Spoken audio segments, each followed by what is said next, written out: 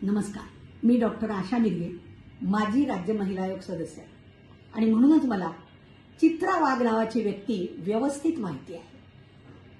आपली स्वतःची राजकीय पोळी भाजण्यासाठी आणि पक्षातून पद, पैसा, प्रतिष्ठा मिळवण्यासाठी कुठल्याही नीच पातळीला उतरणारी व्यक्ती म्हणजे चित्रा वाघ.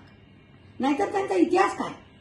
यांचे मिस्टर किशोर वाघ यांनी दवाखान्यातून हॉस्पिटलला काम करायचे, त्यात एसीबी मध्ये पकडले गेले आणि तेही महज 4 लाख रुपयासाठी कुठलं तरी बिल पास करताना.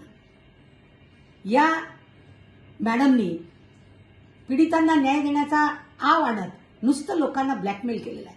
त्यांची पहिली केस आपल्याला आठवत असेल, माजी मंत्री संजय राठोड यांच्या पूजा चव्हाण आत्महत्या केस, ज्यामध्ये त्यांनी छातीला माती लावत त्यांना राजीनामा द्यायला लावला.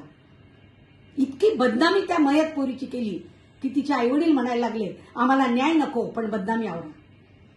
आणि ते आपली बडबड चिवचिव बंद का केली?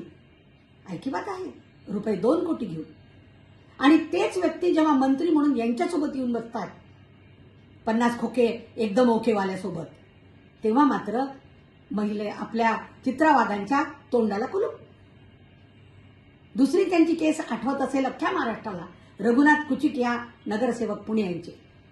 त्या पीडितीला भेटून काय बोलायचं, कुठे बोलायचं, कसं बोलायचं, कसे पैसे मागायचे हे सांगत चित्रा वाघांनी कोंडून ठेवलं होतं अक्षरशः. नंतर ती मुलगी सुटल्यावर पोलिसांकडे गेली आणि आता नीलम गोरे सोबत आहेत त्यांच्या, पण त्यावेळेला नीलम गोरेंनीच त्यांना मदत केली होती, आठवत असेल गोरे मॅडमना.